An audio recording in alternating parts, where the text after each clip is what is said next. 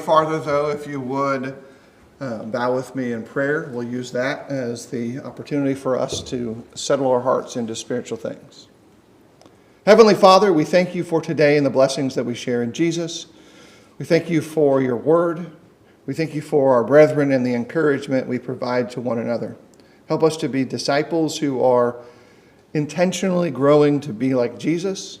Help our hearts to mature not only the faith that we build within ourselves, but to encourage the faith of others, and forgive us of our sins. We offer this prayer in the name of your Son. Amen. All right, as a reminder, if you didn't get one, later today, maybe between our Bible class and our assembly or before you leave, we've got copies of the plan for this study, officially called a syllabus in some circles, but it's just basically what we intend to cover each week going forward as we look at First, Second, Peter, and then Jude. Those three books together will be the course of our Sunday morning adult studies for a while.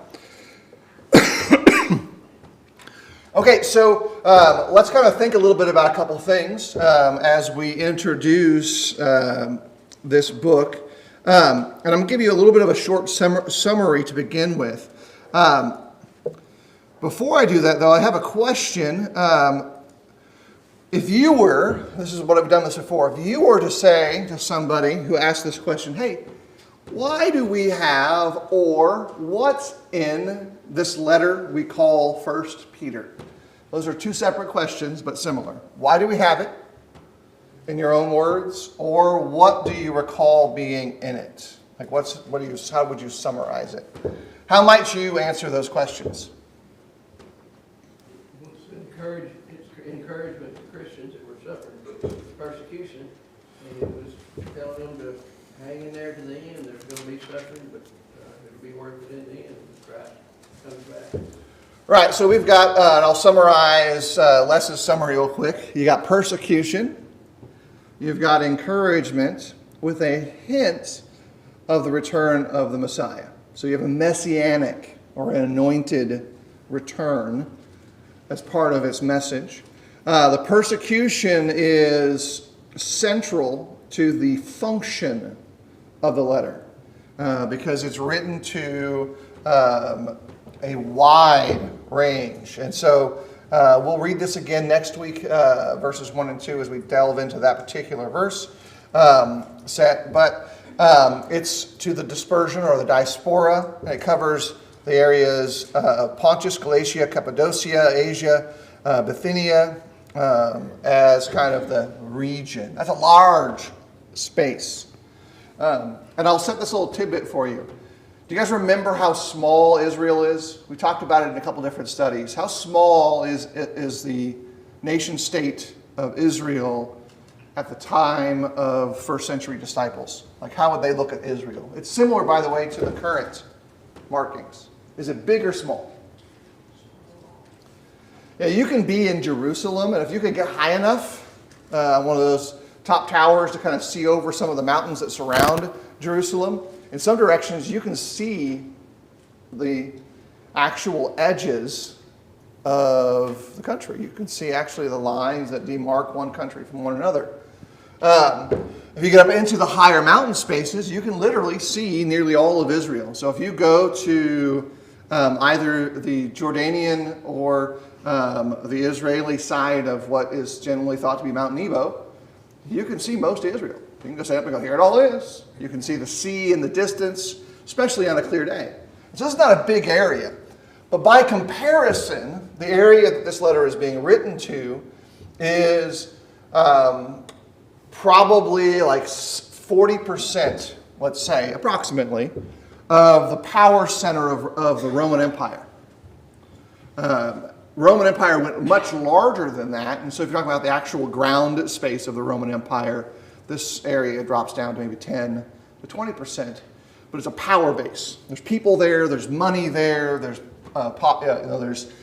forces that are established there, and these people from the tiny spot, Mount Zion, Jerusalem, have now been scattered to that direction.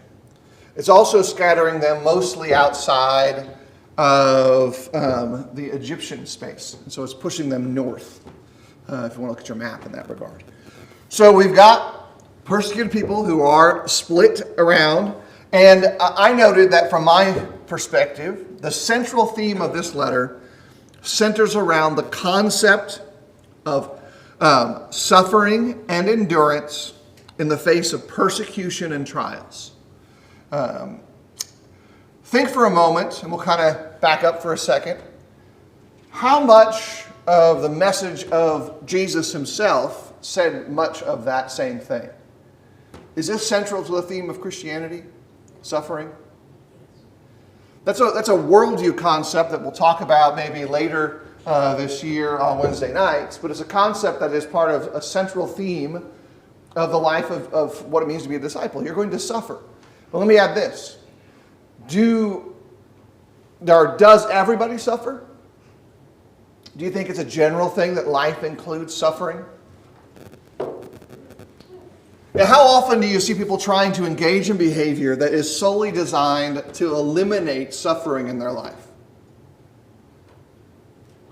Like a lot of it. Let's narrow it down. You think about early life choices. How many of our early life choices are designed to raise our station so life isn't as hard as it used to be? Well, yeah, we get an education. By education, I mean you learn a trade. You find a skill set, and you do that through any number of means. Through job shadowing, mentoring, education in the formal sit-in-a-box sense, and whatever. And you're like, I want to not be starving anymore. And so having food is good, and so you get a better job. You work your way up on the concept. Well, this will lower how bad things are, and maybe things will get better. That's everybody. That's a universal thing. So what makes, and here's the shift, what makes suffering, endurance, persecution different from a perspective of these disciples who are receiving this letter by the hands of God to them? Why is their suffering any different than when the nations suffer or when your neighbor suffers? As an illustration, my neighborhood, if you visit our house now, you'll note that as opposed to about 2 months ago, everybody seems to have received a new roof.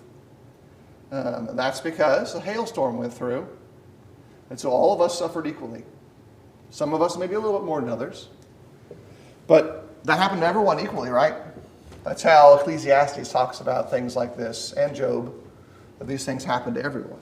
So what makes their suffering different in light of this letter being written to them that helps us understand the picture better? Les? They're suffering because of their belief in Christ.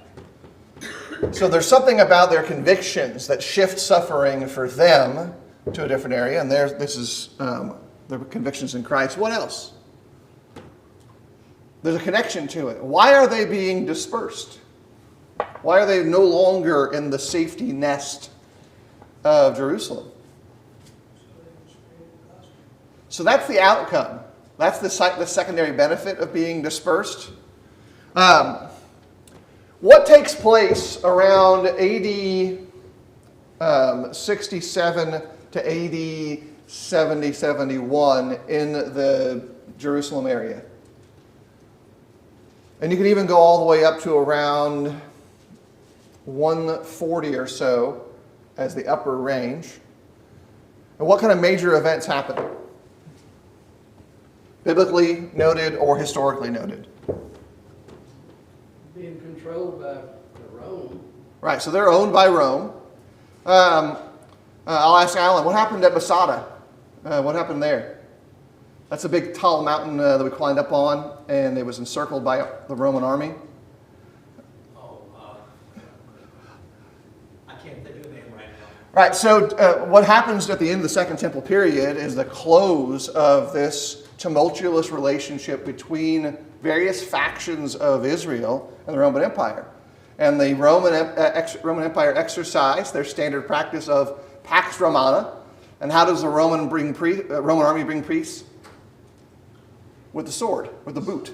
And the Roman peace for them is a far different thing than it might be for others. And they crush out Everything that happens in Masada is an illustration of this, where a band of zealots had captured the Roman fort at the top of Masada, and the Roman Empire said, how are we going to solve this problem? What they did was they brought slaves from Jerusalem, had them build a ramp all the way up to the top of this mountain fortress so that they can bring their Roman fort, or the Roman army, walk it right up to the gate, make entry to this great fort, and then recapture it. Well, that's because you had a series of events take place in Jerusalem connected to this and beyond, where uprisings against the Roman Empire were being increased. The Romans got tired of it, and they blamed various groups to the point where the Roman army went in and destroyed Jerusalem and the temple. And in advance of that, God had sent warning to his people and said, it's time to get out. And so our disciples who were in Israel were forewarned about the coming tumult and fled in order to not be there. But everyone else suffered. That entire area was subjugated. Jerusalem itself was laid waste to a degree, and it would be a long time before it would be rebuilt both as a Roman place, but even beyond that, of a place of habitation for anyone. It switched into a multicultural area to a degree for a long time. Probably until around 300, it would be more desolate than occupied. In 300, you had a return of interest with the rise of Constantine, and the community and the city began to be rebuilt. So that pushes our circumstance. That's the why everyone's being dispersed. They're dispersed because of persecution, not solely directed at the believers, but inclusive. It accomplishes the removal of the temple as a central point of worship. It eradicates the records of the various priests to be able to determine who can serve in Levitical roles. It scatters the remains of whatever was left in the temple at that time, and it shifts the table.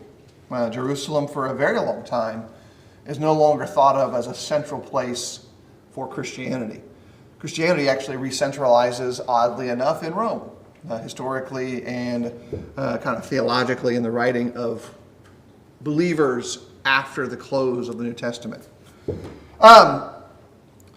Something that's included in this letter that will be of value to us, and I think it's important because it attaches to Bobby's comment in a second about them being shared or spread to share the gospel, is the way in which the peculiar suffering of Christians impacts their faith.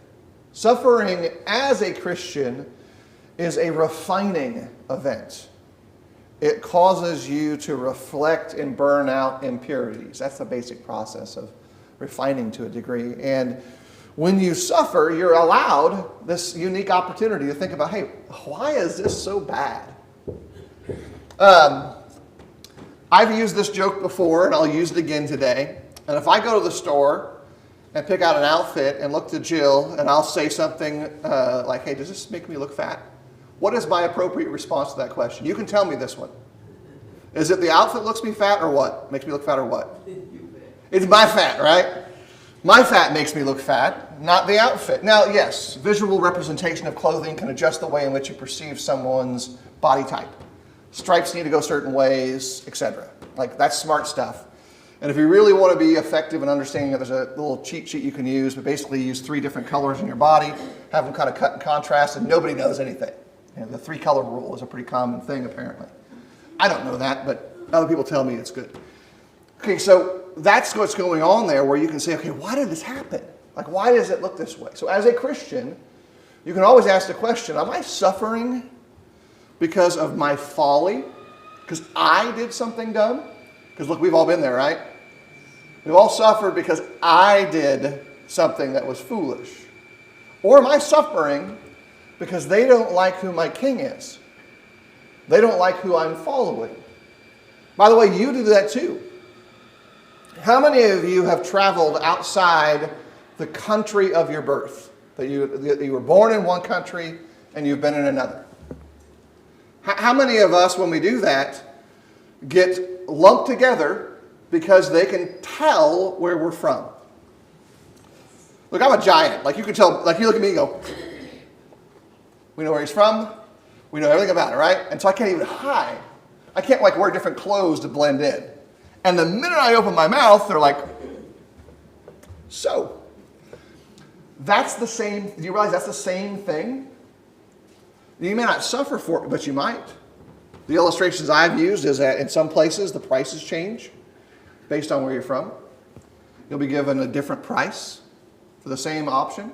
Like, oh, you're paying the Americano price as opposed to the native price. Okay, well, that's nothing I can do about that. And I didn't really cause the circumstances that made it so. So we refine out our own folly, and we accept sometimes that I am suffering because of my king. And we all actually have to manage a relationship of multiple levels of obligation to at least two kings. You may have a king named Caesar, and you may have a king named Christ, but you understand that they live in two different realms, and you may be accountable to both of them in different ways.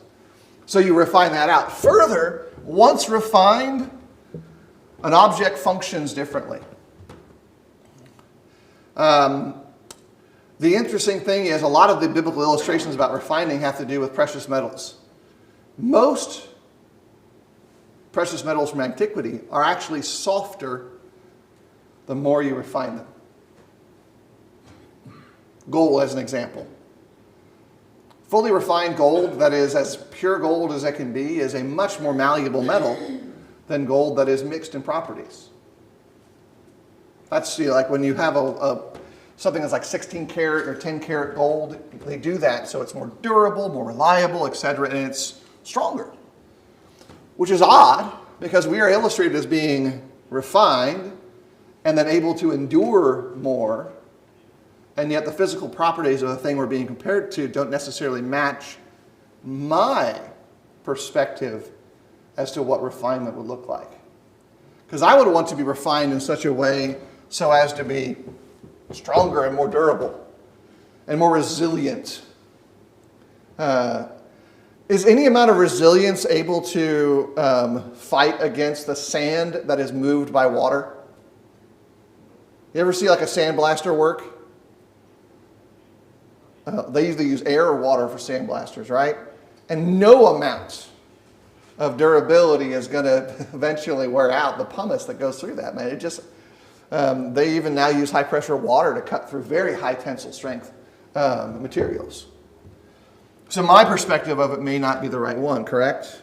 And so what refinement isn't about being pure so that you can be super strong, resilient in that regard. There's something else going on. So think about this now as a next layer of things. If you refine your folly out of your life, let's say if, I know most of us, I know my answer is that seems like a high task, high order to get rid of folly. But let's say we do. What changes in our day-to-day life if we make less foolish decisions? We get more cautious. Maybe life isn't as hard as it once was. So we're shifting the kind of suffering. Self-induced suffering probably takes up more of our life than we think. And then, if all of our suffering is removed, all of our folly suffering, all of the suffering surrounding our perspective of the world and our attitudes and our things, all we're left with is suffering that is related to our relationship to our King. Does that feel differently? If you know you're suffering because you're suffering in concert with either your king or your brethren, does that feel differently? Here's a unique thing. How many of you have shared a bad experience together that you laugh about now? I could also ask, how many of you are married and probably have the same answer, right? Like, you know, I am aware of an experience that happened at the summer camp that James and Carson and Brooke and Drew were at. And some of those boys shared an experience with the plumbing of their habitat that was unpleasant in telling. And I guarantee that they're laughing about it to a degree. But it wasn't good. And they did nothing wrong. They just happened to be there. It just occurred. So you think about this on that level of human things. Shared suffering that you're sharing because of a cause that you deeply are committed to, it does actually strengthen you, especially if you're more refined. Because you know it's not because of folly. It's because of the cause. And the way it's pictured often in the works of the prophets is it suggests that suffering actually then catapults you to another possibility to get out some of that folly and refine you a little bit more.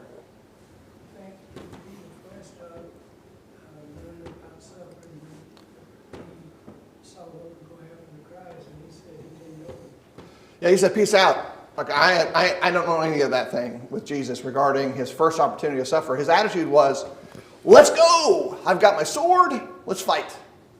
His behavior was, let's go. I'm dropping my sword. I'm out. That was his counter behavior. And not just then. He actually had some struggles with it ongoing in his development as a disciple. Oh, you mean I've got to still be supportive of these Gentile Christians, but these Judaizers are here, and they're my bros. They're my people. So I'm just going to kind of hide over here. That's Paul's perspective towards Peter's behavior. So that then helps us kind of maybe grapple with what's kind of building underneath this letter in its intention and plan and scope. Also, I think it's important to kind of pay attention to the inclusive terminologies they use there. We'll see them in detail. Suffering inside Peter's letter is made clear to not only include outright verbal or physical persecution, altercations, but also those who speak maliciously about your good behavior. That's a challenging thing to think through because it's different than those who speak maliciously about you. Because this is actually about you making the good choice. So as you refine yourself in the face of Christ, removing worldly and even individual or spiritual folly from your life, you're more prone to do things that are abjectly or universally good. That seems reasonable, right? Peter notes that when you do that, your behavior becomes subject to folly for the Gentile, as he phrases the frame, the barbarian, the outsider, the unbeliever, and they do so with ill intent. It's intentional. So let me add one more question. How many of us, this should be an everybody question, have been spoken to in a malicious way, or someone spoke to you intentionally to get under your skin and peel off a little bit of you? That's everybody, right? I'm not going to ask if you've done that, because that's probably also everybody. But we've all been in that response. How many times does that happen when you were doing the right thing? Like literally not only following the rules, but doing so in a way that was positive, helpful, righteous, good, encouraging, no negative possibilities, and you still get clawed at. Big and small. So the important point to kind of catch right now is that inside the text of First Peter, this kind of malicious speaking, or 1 Peter 4:4, kind of heaping of abuse for good behavior, is linked together in Peter's letter. These are two similar concepts that will play themselves out. I say that because a lot of times we take the band that is the stretchy word persecution, and we only live on the most obvious side. So obvious side is you're being put to death. Polycarp is an example of that from antiquity, who is mentioned in the New Testament, where he is put to death for his faith. That's persecution of the most obvious kind. But Peter says persecution also includes, on the other end of our stretchy band, you did the right thing, and the world hates you for what you did, independent of why. And in the middle is our general concept of persecution, which they hate us because we follow Jesus, because they first hated him, so they hate us too. That stretchy elastic band represents persecution. How many of us have encountered the far end, where somebody has been willing to put us to death because we follow Jesus? Feels uncommon, right? Do you realize that that's not like an esoteric concept that doesn't happen in the world anymore? Like it's actually a real thing that actually happens to your brethren. Or brethren I know across the globe who have been in various settings, some in prison because of their faith, some who have died because of their unwillingness to relinquish their faith, some who have been punched, beaten, some in homes in the U.S. where you have what we would consider legally domestic assault, but it's because of a broken spiritual relationship in the home that this domestic assault takes place. So those things, which are faith-spaced, manifest civilly in domestic areas, but are in our realm of persecution. That also includes us. Now, one more aspect of this, and this is something that Peter is trying to get us to do. How do we sympathize and empathize with someone who is enduring suffering that we've never experienced? What was that? Well, yeah, there's the general emotive, that's horrible.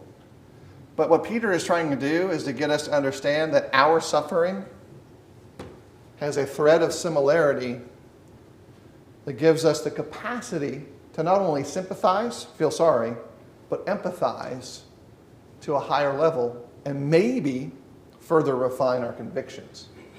Even if the Lord blesses us in such a way that we never experience anywhere along that band to the degree that they do.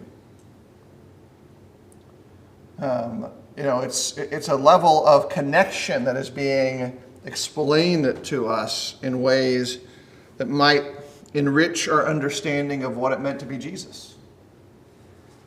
Jesus is presented to us as a king, a priest, a prophet.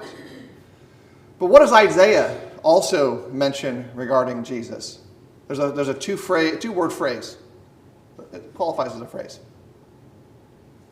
Suffering servant. And so if you consider yourself a disciple of Jesus, developing your faith, if you've been immersed into the kingdom and you've committed yourself to following him, you follow not only a king, a priest, a prophet, but also a suffering servant who calls you and I to be like him. And so, as we kind of think through this, we've seen individuals in our own lives maybe very easily on this lighter affliction side, if we want to categorize it. Maybe we've met folks here in the middle space.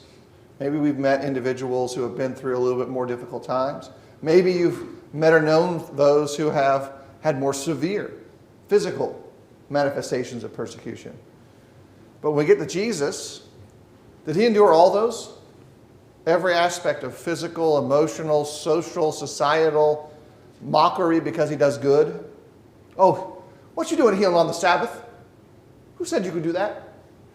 Like, literally his answer was, which one of you wouldn't do the same thing? And by the way, there's irony in his rebuke to them, saying that maybe they wouldn't do the same thing. They wouldn't actually help. How foolish that was. It's an ironic statement to a degree, a little sarcasm. So it helps us get a thread that ties us to our King and to the servant of all, whose suffering may be viewed differently. This is also a way, and I'll use this very lightly, but I'm going to connect it to a nationalistic idea that we're very comfortable with.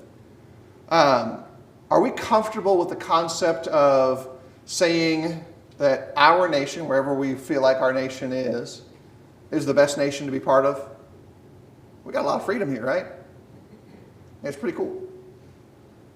We have the mixing of cultures that gives us a fantastic culinary and sociological and cultural experience. And sometimes that manifests in natural and healthy national pride, right? Like anything else, national pride can mutate and become pretty bad. In Christ, those same concepts can be found, where there is a sense of satisfaction, maturity, and connection that lightly connects to the idea of pride, but can also mutate into very bad things. And so we can kind of see those similar principles laying itself out. All right, so that puts us at about 30 minutes in, so that's when I can do this. I've got a little schedule. This is an approximate of one of many various ways to kind of categorize the contents of First Peter, and what's in it, and kind of what will be connected in it, and what's in the message, in the bits and pieces with it. And so this is where you can begin to see the concept connection between suffering, refining, and our conduct.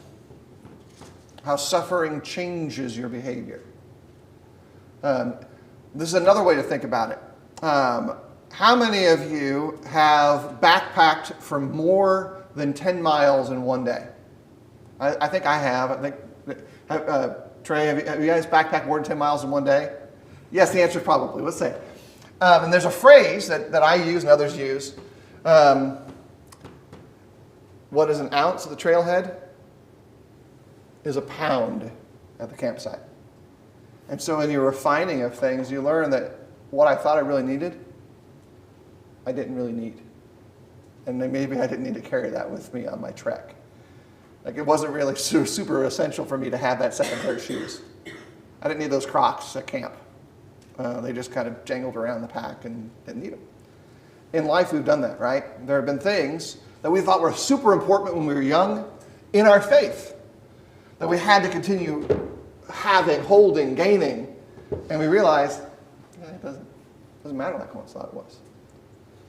Maybe it's physical goods, because you learn to trust more in God's providence. Maybe it's the illusion of job security. How many of you, when you were younger, saw the people around you who worked in union factory-type jobs or union-structured jobs, and they started that job, and then they retired from that job from high school to retirement, and that's the only place they worked? You guys know folks who did that? Guess what? That's not the world anymore. Like 100%. For all kinds of reasons, and they're not all bad. But even they had the illusion of job security, because while they did that, you saw people hired and fired at that place, right? When amount of work went up, they hired more people, and when their sales went down, that's where that phrase, last hired, first fired, comes from. Well, you don't have seniority, you're out. Or you're not very good at your job, you're out. Or you might be all those things and you're still out. So the illusion of security in a job compared to the reality of security that comes from a community of Christians, and then the promise of care that comes from Christ allows you to navigate those things. Some of us have been fired before. Some of us haven't. In either case, even if you leave a job, is that nervous? Well, think about why you might leave your job. Some people have left their place of employment because it did not allow them to manifest their faith fully as they wanted to, and they needed to. And they said, I can't. Not that I'm not able to, it's that I can't, because I'm bound by a refined nature of my faith. So all of these things, I think, are principles that will be woven in, not only 1 Peter, but also 2 Peter, as we reinvestigate these things, is to think about how we respond to the suffering that surrounds us, how we consider our role now as part of a grafted-in community who have been chosen by God as disciples, as sheep, as Israel, who follows after the one who was dead but now lives. That's where this other edge of a living stone, the chief cornerstone image, comes in chapter 2 and beyond. All right, so that gives us a little look there. Before we get to our standard questions, which will be rotated through, I've got some new questions that are specific to this text that I think will be helpful for us. Thoughts or observations as you've been prepping or reading for the beginning of class today, questions that you may have that we can possibly investigate later. This is the potpourri space. So, Rich, you got some over there, you're doing the chin scratch where your brain is starting to join us. Thank you. Okay. Here's the thing. This is something that I'm going to include this in this class, but probably also in our Wednesday class as well, is building some improved or maybe a different set of study skills for all of us. It's one thing, and I mentioned this at times, to read your Bible. It's another thing to read carefully. Careful reading is methodical and is trying to make sure you don't miss things. If you're like me, maybe this is you, and you're easily distracted or forgetful, I have to take notes when I read carefully. I have to actually have either a little notepad open on the computer or a physical piece of paper to write down things I don't know or understand. Because if I just tell myself, I'll look up that later, it just doesn't happen. Because I don't function that way. I'll also forget the question probably 2 pages forward in my reading. So we're going to try to include some things as we go through the text to challenge us to be better and more careful readers. That then leads to what happens after you read. And so for me, I do what I've called the squirrel. Survey, question, read, listen. So I survey what I want to read. I ask myself questions that I don't know answers to already, and then I read the thing. That prepares me to maybe answer my questions, but in reality, it actually opens up new questions that I bring to the table for the discussion when I go listen. If I'm going to be in a lecture, if I'm going to be in a Bible class, even if it's just a conversation with someone I care about. I've thought about it, I've questioned, I've read, and I love it that I can call it the squirrel. Like the squirrel's just cool because it makes no sense to have a ADD squirrel teaching you how to read. But it does. All right, so our standard questions then. If I were to ask you, what do you like in First Peter, what is your answer today? Like the encouragement we get. Yeah, encouragement is a big part of the letter. What else? You can also use the contrarian answer, what you don't like in First Peter. Those are always on the table. Contrarians are welcome. Does anyone have questions they want answered yet?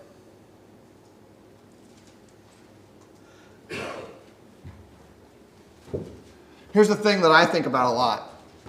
In the I want to know section is I want to know how individuals who knew the life of Peter would respond to him talking about conviction in the face of trial. It's funny, or ironic, or interesting, however you want to think about it, that Paul is the apostle to the Gentiles, even though he is self-defined as the Jew of Jews, and Peter, who is described in the gospel accounts and in the book of Acts as being someone who is not super resilient with their faith, who is sent by God to talk to his fellow brethren about resilience of faith. There's a lot of things I would love to know a little bit more about what's going on underneath there, other than the obvious that maybe we can pick off the top. What do we learn about God and his people in 1 Peter? Big picture. We'll have all the details a little bit later too.